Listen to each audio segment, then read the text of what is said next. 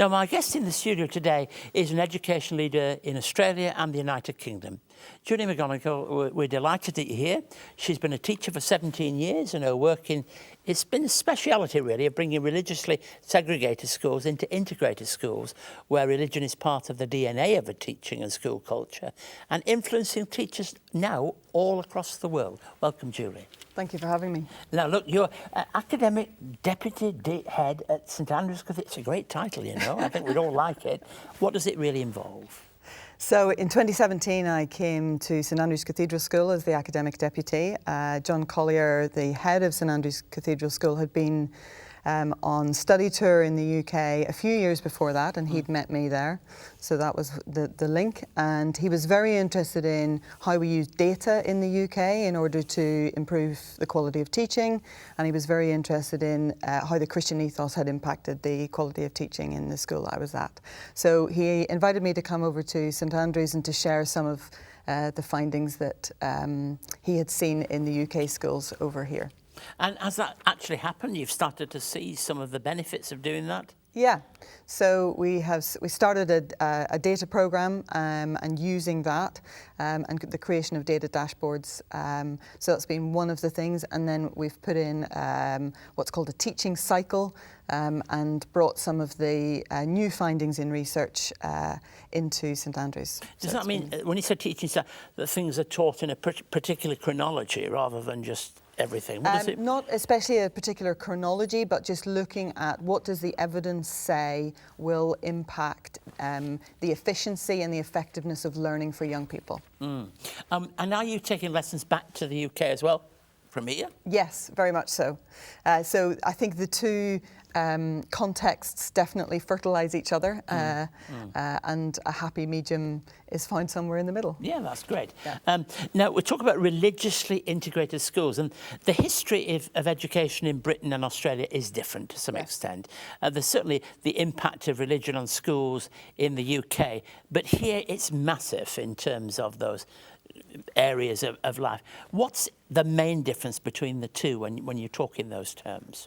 Well, you've mentioned religiously segregated schools, so I grew up in Northern Ireland. Yes. So my originally my PhD research looked at can you take religiously segregated schools and integrate them? Yes.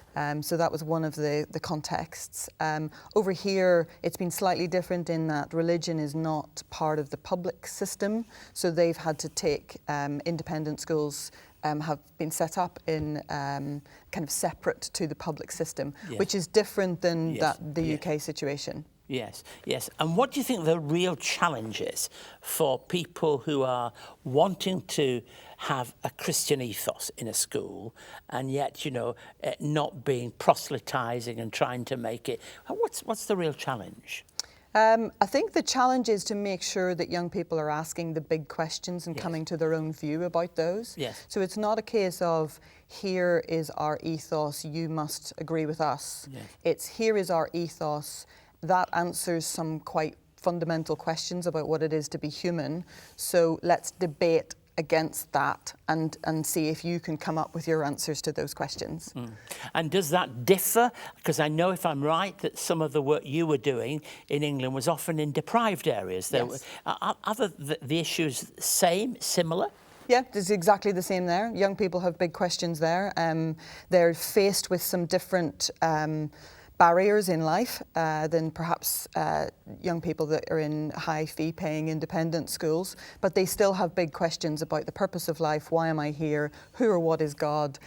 All of those things are relevant no matter what social background you come from. And the truth is, if you come from a place of means, you can have some very clear barriers that exist to actually overcome. Yeah, really. very much so. Yeah, sure. So what do you get out of doing all this? When I was initially coming to teacher training, I got very interested in research. So then I started to question a little bit more about the role of a school and whether it could impact the kind of social demographic, or whether it's always the social demographic that impacts the school. And then I started to think a little bit more about the culture of a school and what we're actually doing for young people, and the fact that we're presenting them a view of the world that isn't neutral. And for you, a Christian, how does it fall together for you? So if we're presenting them a view of the world that isn't neutral, well, I believe that God is very much a part of the world and in fact created the world, and therefore whatever that view of the world is that you are presenting young people, to leave religion and God out of it actually isn't true. And that's to deprive people in a way, Yes. isn't it? Yes. Julie, for somebody listening, because this is the great thing about this programme, people listen and they're thinking, what do I want to do with my life? And they listen to you talking about education. If they were thinking as a young Christian that they were going to education, what would you say to them? I would say do it. It's the most satisfying job in the world, and the impact and influence that you can have on young people and therefore on the world is absolutely immeasurable. So it's true that education comes in for a lot of criticism in the public space, whether it's in the UK or here in Australia, but it's still worth going in, even if you have to face all of that. Yes, I mean, the sad thing is you often hear from those who are complaining more loudly than you hear from those who are satisfied, because those who are satisfied are just getting on and doing it. And I think if you talk to a lot of teachers today, they would tell you just how much they are satisfied with their job and they enjoy the impact that they have on young people. And you obviously enjoy being involved in education. That's so obvious. And so we're grateful that you've given us the time to talk to us today.